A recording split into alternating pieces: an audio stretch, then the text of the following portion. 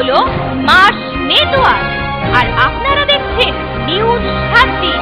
মনের খবর, মনে রাখার খবর। Present by studio view, Arambagh. ছবি এমন, মনের মতো।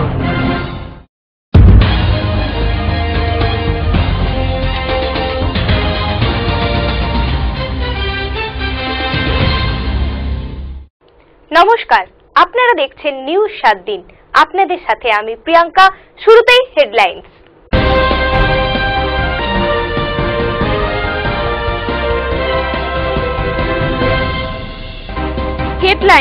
নিবেদন করছে অনেক প্রীতিজা ভারত গ্যাস গ্রামীণ বিতরক। যাদবপুর হোস্টেলে ছাত্রের মৃত্যুকে ঘিরে রহস্য। গোঘাটে পালন হলো বিশ্ব মৃত্তিকা দিবস। খানাকুলে শুরু হতে চলেছে রামমোহন মেলা। 10 টাকার কয়েন সচল বলে ঘোষণা। হেডলাইন নিবেদন করলো অনেক প্রীতিজা ভারত গ্যাস গ্রামীণ বিতরক। এবার আসছি নিউজ 7 দিনের বিস্তারিত খবরে। 10 টাকার কয়েন সচল, অচল নয়। গুজব না ছড়ানোর আবেদন নিয়ে বাঁকুড়া জেলা জুড়ে বাঁকুড়া চেম্বার অব কমার্সের মিছিল। সকল মানুষকে 10 টাকার কয়েন নেওয়ার আবেদন। 500 ও 1000 টাকার নোট বাতিলের পর থেকে রাজ্য তথা সারা জেলা জুড়েই 10 টাকার মুদ্রা অচল। এই গুজব ছড়িয়ে পড়েছে সর্বত্র। বাঁকুড়া জেলা জুড়ে এই গুজব এতটাই মুখরিত যে হাটে বাজারে এই মুদ্রা নিতে প্রত্যেকেই অস্বীকার করছে। একে 500 ও 1000 টাকার নোটের ঘাটতি, তার উপর এই গুজবে কান দিয়ে 10 টাকার কয়েন নিতে অস্বীকার করছে এক শ্রেণীর মানুষ। চরম সংকটের মুখে বাঁকুড়াবাসী।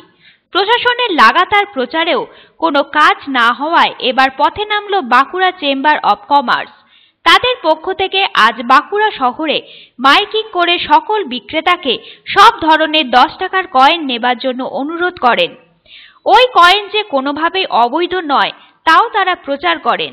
সকালের দিকে এই প্রচারের ফলে অনেকটাই কাজে এসেছে বলে দাবি চেম্বার অব কমার্সের সংগঠনের পক্ষ থেকে। এখন অনেকটাই পরিস্থিতি স্বাভাবিক হয়ে উঠেছে বলে দাবি তাদের। বাঁকুড়া চেম্বার অব কমার্সের দাবি, একই বাজারে 500 ও 1000 টাকার নোট বাতিল। এই সময় সুন্দর বিনিময়ের মাধ্যম এই 10 টাকার কয়েন। কিছু অসাধু মানুষের গুজবে এই কয়েন নিতে অনেকেই অস্বীকার করায় বাজারে সংকট দেখা দিয়েছে। আমরা সমস্ত ব্যবসায়ী ও নাগরিকদের প্রচার করছি, এই কয়েন অবৈধ নয়। যে বা যারা এই কয়েন নিতে অস্বীকার করবে তারা আইনের জটিলতায় পড়বে। শুধু আমাদের এখানে নয়, সারা পশ্চিমবাংলায় বিশেষত আপনারা জানেন যে 10 টাকার মুদ্রা অচল বলে একটা গুজব ছড়ানো হয়েছে, যার ফলে হাটে বাজারে 10 টাকার মুদ্রা এখন এই সময় যেখানে ডিমনিটাইজেশন হচ্ছে, 1000 টাকা 500 টাকার নোট বাতিল হয়েছে, সেখানে খুচরা টাকার অত্যন্ত অভাব। আপনারা জানেন নগদ টাকার 10 টাকার মুদ্রা সেখানে একটা অত্যন্ত স্ট্রং আমাদের একটা এক্সচেঞ্জ। সেই মুদ্রা যদি আজকে আমরা এই গুজবে কান দিয়ে না নিই তাহলে আরও বিপদের সম্মুখীন হব।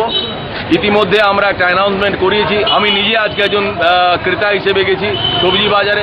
কিছু প্রতিরোধ আসছে না, চলবে না, কিন্তু নিচ্ছে, এটা কাজ হয়েছে। আজকে আমরা চেম্বার অফ কমার্সের পক্ষ থেকে সাধারণ মানুষের কাছে, ক্রেতা সাধারণের কাছে, বিক্রেতাদের কাছে, ব্যবসায়ী বন্ধুদের কাছে বলছি যে সমস্ত প্রচলিত মুদ্রা রিজার্ভ ব্যাঙ্ক অফ ইন্ডিয়ার পক্ষ থেকে বলা হয়েছে বৈধ, এবং সুতরাং আপনারা এই মুদ্রা বিনিময়ে সহায়তা করুন, নাগরিক কর্তব্য পালন করুন।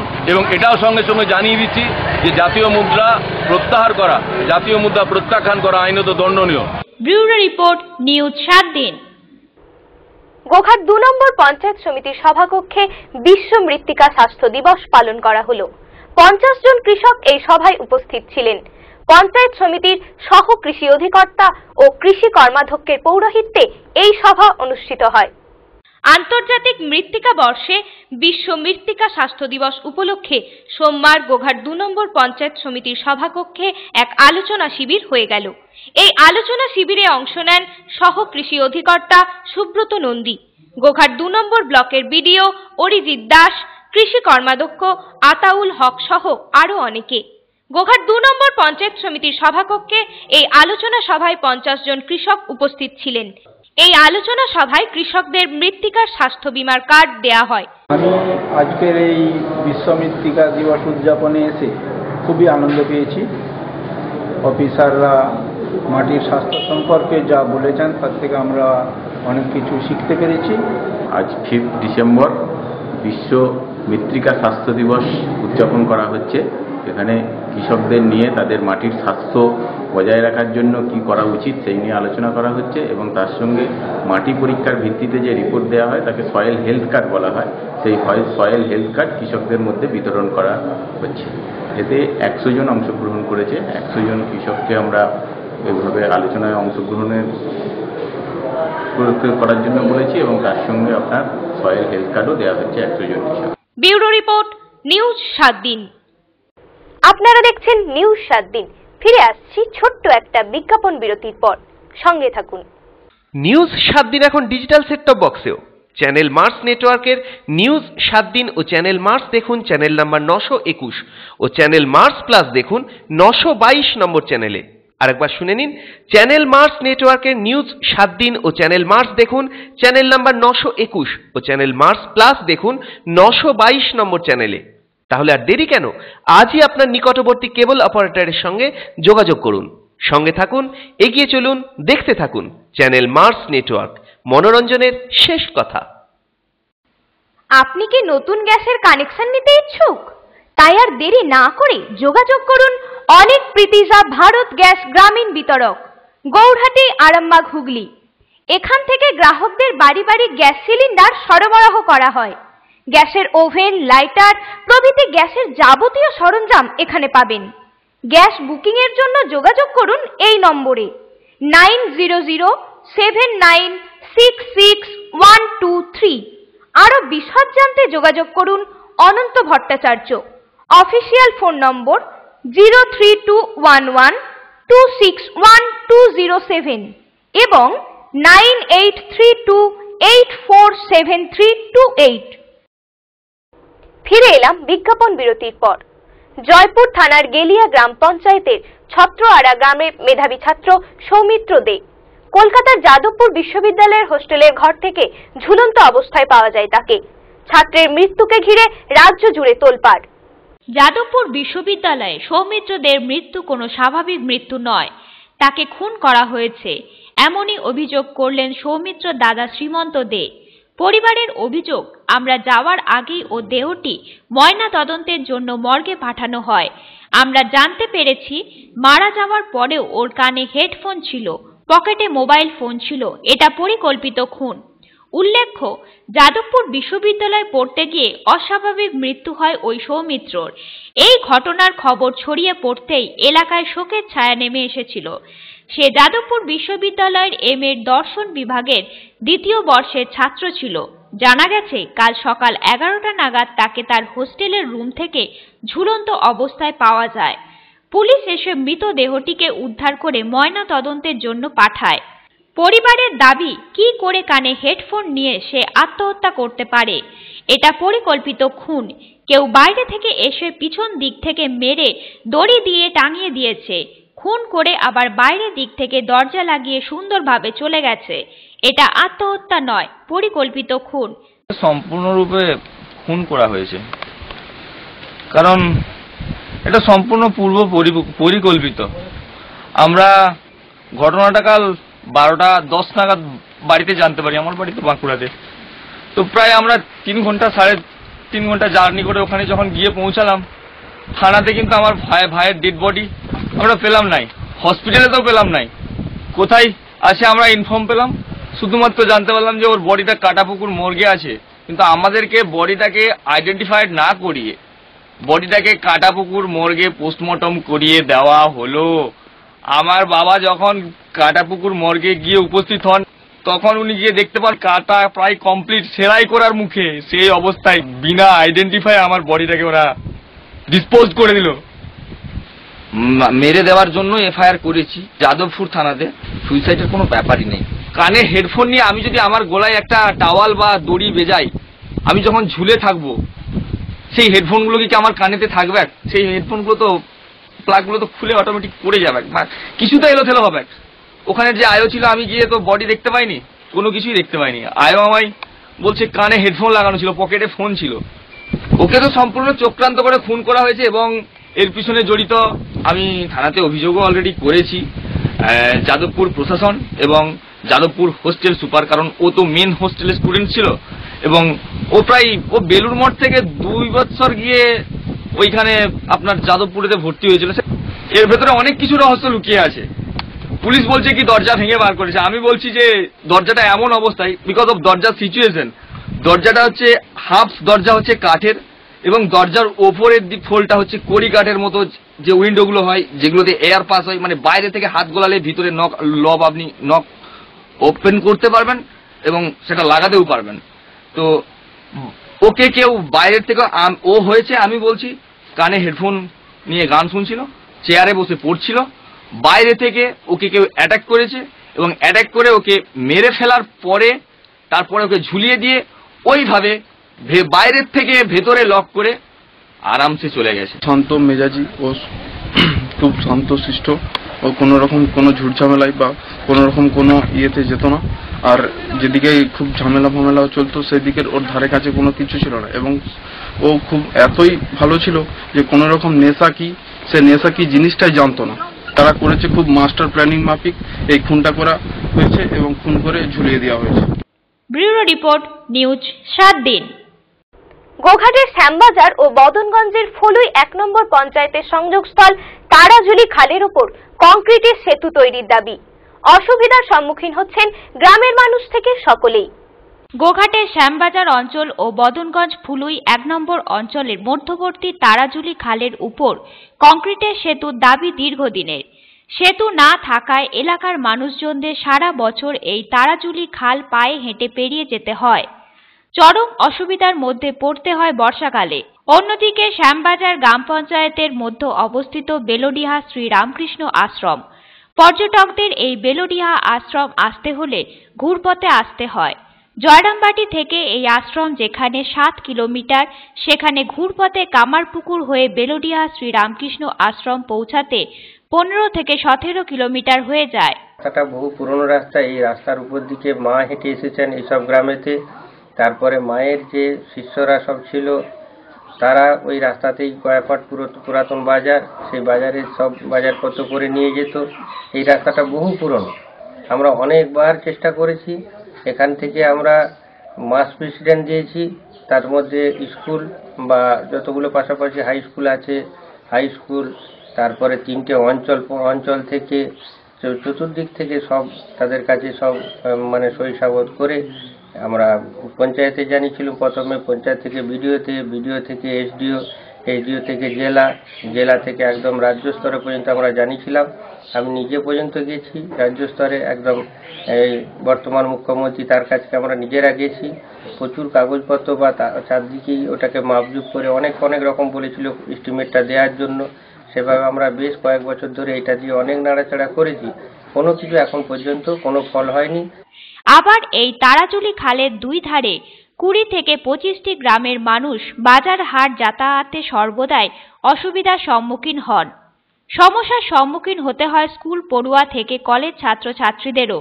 গ্রামের মানুষজন বারবার প্রশাসনিক দপ্তরে এই তারাজুলি খালের উপর সেতুর দাবি জানালেও কবে হবে এই সেতু তার উত্তর সকলেরই অজানা। জয়কৃষ্ণপুরের ঘাট যেটা কতুরপুর যাচ্ছে ও রাস্তাটা ওখানে, আর এইদিকে চলে যাচ্ছে মাহমুদপুর ওই পান্ডুগ্রামের ঘাট। তাহলে এখান থেকে 3 কিলোমিটার, এদিকেও 3 কিলোমিটার, 6 কিলোমিটার মাঝখানে যাতায়াতের পথ কিছু নাই। বর্ষাকালে মানুষ মানে যে যার পারে সেটা রয়ে যায়। তাছাড়া সবথেকে বড় কথা হচ্ছে আমাদের জয়রামবাটি সবথেকে একটা গুরুত্বপূর্ণ স্থান, মানে পৃথিবীর ইতিহাসে তীর্থস্থান। কামারপুকুর এদিকে, আর এদিকে বদনগঞ্জে মার্কেট, 3 জেলার সংমিশ্রণ একটা জায়গা। চমকাইতলা পাশাপাশি, সেই চমকাইতলা থেকে মানুষজন জয়রামবাটি আসতে গেলে পরে এটা হচ্ছে সব থেকে শর্ট রুট।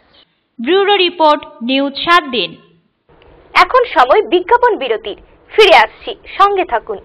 নিউজ 7 দিন এখন ডিজিটাল সেট টপ বক্সেও।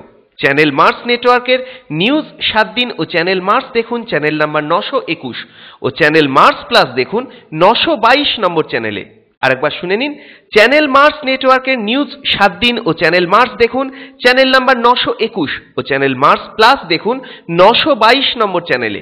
তাহলে আর দেরি কেন, আজই আপনার নিকটবর্তী কেবল অপারেটরের সঙ্গে যোগাযোগ করুন। সঙ্গে থাকুন, এগিয়ে চলুন, দেখতে থাকুন চ্যানেল মার্স নেটওয়ার্ক, মনোরঞ্জনের শেষ কথা। আপনি কি নতুন গ্যাসের কানেকশন নিতে ইচ্ছুক? তাই আর দেরি না করে যোগাযোগ করুন অনেক প্রীতিজা ভারত গ্যাস গ্রামীণ বিতরক, গৌরহাটি, আরামবাগ, হুগলি। এখান থেকে গ্রাহকদের বাড়ি বাড়ি গ্যাস সিলিন্ডার সরবরাহ করা হয়। গ্যাসের ওভেন, লাইটার প্রভৃতি গ্যাসের যাবতীয় সরঞ্জাম এখানে পাবেন। গ্যাস বুকিং এর জন্য যোগাযোগ করুন এই নম্বরে 9007966123। আরো বিশদ জানতে যোগাযোগ করুন অনন্ত ভট্টাচার্য। অফিসিয়াল ফোন নম্বর 03211261207 এবং 9832847328। ফিরে এলাম বিজ্ঞাপন বিরতির পর। আর কয়েকদিন পর থেকেই শুরু হতে চলেছে খানাকুলের সব থেকে উল্লেখযোগ্য মেলা, রামমোহন মেলা। ইতিমধ্যেই এই নিয়ে শুরু হয়ে গিয়েছে প্রস্তুতি। প্রতি বছরই এই মেলাকে ঘিরে খানাকুল উৎসবের চেহারা নেয়। এইবারেও তার ব্যতিক্রম হবে না বলে দাবি মেলা উদ্যোক্তাদের। আর কয়েকদিন পর থেকে শুরু হচ্ছে খানাকুলের ঐতিহ্যবাহী মেলা, রামমোহন মেলা। ভারত প্রতীক রাজা রামমোহন রায়ের জন্মস্থান খানাকুলের রাধানগর গ্রামে এই মেলা শুরু হবে। আগামী জানুয়ারির 6 তারিখ থেকে চলবে 12 তারিখ পর্যন্ত। কিন্তু এই মেলাকে ঘিরে এখন থেকেই স্থানীয় মানুষের মধ্যে উন্মাদনা লক্ষ্য করা যাচ্ছে। তাই এখন থেকে মেলা উদ্যোক্তাদের মধ্যেও মেলাকে আরও বেশি আকর্ষণীয় করে তোলার প্রস্তুতি শুরু হয়ে গিয়েছে। তাদের দাবি, এবারের মেলার আকর্ষণ অন্যবারের তুলনায় অনেক বেশি মানুষকে আকৃষ্ট করবে। মেলাকে কেন্দ্র করে এবার রূপলী পর্দায় এক ঝাঁক শিল্পী উপস্থিত থাকছেন বলে খবর। এদের মধ্যে বলিউড হিরো সৈফ আলী খান, দেব, হিরণ সহ প্রখ্যাত সঙ্গীত শিল্পী সাধনা সরগম থাকতে পারেন বলে মেলা কমিটির দাবি। শুরু হবে 6 থেকে 12 জানুয়ারি, যেরকম হয় সেই নিয়ম মেনেই এবারেও রামমোহন মেলা হবে। তো আমরা মূলত 3টে বিষয় ভাবি মেলাকে কেন্দ্র করে। এক হচ্ছে রামমোহন চর্চা, সেটার উপর আমরা সবচেয়ে বেশি গুরুত্ব দিই, যে মেলাকে উপলক্ষ করে রামমোহন চর্চার একটা ভালো পরিবেশ তৈরি করা। 2 হচ্ছে এলাকার যে মানুষ, একেবারে সারা খানাকুল শুধু না, আরামবাগ সাব ডিভিশন এবং সারা হুগলি জেলার মানুষ একটা জায়গায় মিলবে একসঙ্গে এবং সেই মানুষের একটা মেলবন্ধন হবে, এটার উপর আমরা বেশি গুরুত্ব দিই। আর একটা হচ্ছে মেলা উপলক্ষে আমাদের প্রশাসনের লোকজন, মন্ত্রী বা আমলা, তারা আসবেন এবং এই রামমোহনকে ঘিরে যাতে একটা উন্নয়ন, এলাকার উন্নয়ন হয়, এই বিষয়টাও তারা ভাববেন। এই যে 3টে দিকের ওপরে এবারেও আমরা মেলা, যে এতদিন ধরে যে গতানুগতিক মেলা চলে আসছে, আমি মনে করছি এখনও আমরা সেই পূর্ণাঙ্গ রূপটা বলছি না, তবু আমরা মনে করছি যে অন্যান্য বারের মেলার থেকে এবারে এখানকার মানুষের অভিজ্ঞতা অনেক অন্যরকম হবে। আমরা যে রামমোহন চর্চার কথা বলি সেটা অন্যান্য বারেও হয়, এবারেও হবে, কিন্তু এই যে মানুষের যে আনন্দ দেওয়ার যে জায়গাটা, সেক্ষেত্রে রামমোহন মেলার যে বাজেট থাকে সেটা সাধারণত 5-6 লাখ টাকার মধ্যে সীমাবদ্ধ থাকে। এবারে সেই বাজেটটা আমরা মনে করছি প্রায় 20-25 লাখ টাকার উপরে চলে যাবে। কারণ স্বাভাবিকভাবেই এখানে যে মনোরঞ্জনের দিকটা বিশেষ গুরুত্ব পাবে। এই বাজেটটা বেশিরভাগই খরচ হবে টলিউড বা বলিউড থেকে আসা শিল্পী টিল্পীদের, যাদেরকে আমরা এখানে আমন্ত্রিত করে আনছি, এবং আমাদের এই এলাকার মানুষ যাদেরকে চাইছে যে তারা মেলাতে নতুন করে তাদেরকে, যে এই সব ধরনের মানুষ হলে প্রচুর ভিড় হবে এরকম তারা মনে করছে। সেই জনরুচির উপর নির্ভর করেই আমরা মনে করছি যে এবারের মেলাটাকে আমরা একটু অন্যরকম করে সাজাবো। ক্যামেরায় মানুষ পণ্ডিতের সাথে সৌরভ রায়ের রিপোর্ট, নিউজ 7 দিন। ডিসেম্বর পড়েই গেল, এখনো সেই মতো শীত পড়েনি। আর সেই জেরেই বাঁকুড়ার গ্রামগুলিতে খেজুর রস বের হচ্ছে না খেজুর গাছগুলি থেকে। সেই ফলেই খেজুর গুড় উৎপাদনে মন্দা দেখা দিয়েছে। বাঙালি কবে খেজুর গুড় পাবেন সেই আশায় তারা। জমিয়ে পড়ছে না শীত, সেইভাবে শালমুড়ি গায়ে দিতে দেখা যাচ্ছে না জেলা জুড়ে। সকাল ও সন্ধ্যার কয়েক ঘন্টার ব্যবধানে বোঝাই যাচ্ছে না শীত এসেছে। তবে শীত না আসতে মাথায় হাত শিউলিদের। বছরের এই কয়েকটা মাসের উপর নির্ভরশীল খেজুর রস সংগ্রহকারীরা। এই রস সংগ্রহ করে তারা খেজুর গুড় উৎপন্ন করে। এই গুড় ভিন জেলা ও ভিন রাজ্যেও পাড়ি দেয়। জেলার রায়পুর, সারেঙ্গা, তালডাংরা, কতুলপুর, জয়পুর সহ বিভিন্ন ব্লকের প্রায় কয়েকশো শিউলি নির্ভরশীল এই মরশুমি পেশাতে। জমিয়ে শীত না পড়াতে খেজুরের গাছও রস দিচ্ছে না পর্যাপ্ত পরিমাণে। আবার এই রসের গুড় থেকে উৎপন্ন খেজুর গুড় উৎকর্ষ মানের হচ্ছে না। এই গুড়ের বাজার মন্দা, তাই লাভ দেখতে পাচ্ছেন না শিউলিরা। জমিয়ে শীত, তার সাথে কুয়াশা, এই 2 আবহাওয়াতে খেজুর গুড় ভালো হয়, কিন্তু জেলা জুড়ে শীতের আকাল। এদিকে দিন দিন জ্বালানি ও শ্রমিকের দাম বাড়তে থাকায় খুব একটা পড়তা হচ্ছে না বলেও জানায় তারা। আবার অনেকের অভিযোগ, হাতির সমস্যাতেও ভোরে রস সংগ্রহ করতে যেতে পারছেন না তারা। প্রকৃতির খামখেয়ালিপনা, এলাকায় হাতির উপদ্রব, এই দুই বাধা সেরেছে শিউলিদের। আনোয়ার আলী মণ্ডল জানান, সেই রকম রস সংগ্রহ না হওয়ায়, গুণগত গুড় উৎপন্ন না হওয়ায় ব্যবসা ভালো হচ্ছে না। গুড়ের দাম অর্ধেকের নিচে নেমে গেছে, কিভাবে ব্যবসা করব বুঝতে পারছি না। শিউলি ফিরোজ খান জানান, সেই রকম শীত ও কুয়াশা না দেওয়াতে রস ঠিকমতো হচ্ছে না। যদিও এই রসের গুড় উৎপাদন হচ্ছে, সেই গুড়ের গুণগত মান ঠিক না থাকায় বাজারে এই গুড়ের চাহিদা থাকছে না। এবছর শীত বেশি না থাকার জন্য, কখনো শীত কখনো রোদ্দুর বেশি থাকার জন্য বা গরম বেশি থাকার জন্য আমাদের খেজুর গুড় সেভাবে উৎপন্ন হচ্ছে না। এই খেজুর গুড় বেশি উৎপন্ন না হওয়ার জন্য আমাদের যে রোজগার হতো সেই রোজগারটা আমাদের এবার হচ্ছে না। আমাদের যে খেজুর গুড়ের ব্যবসা, এতে করে আমাদের খেজুর গুড়ের ব্যবসায় লস হচ্ছে। শিউলি আব্দুল খান বলেন, প্রকৃতির খামখেয়ালিপনা তো রয়েছে, তার উপর হাতির উপদ্রব। আমরা সকালে হাতির আতঙ্কে রস সংগ্রহ করতে যেতে পারছি না। নিউজ 7 দিন, কতুলপুর। নিউজ 7 দিন আজ এ পর্যন্তই। নিউজ 7 দিন দেখুন প্রতিদিন রাত্রি 9:30, পুনঃ সম্প্রচার রাত্রি 11টা, পরের দিন সকাল 8:30 এবং দুপুর 1টা। নিউজ 7 দিন, মনের খবর, মনে রাখার খবর।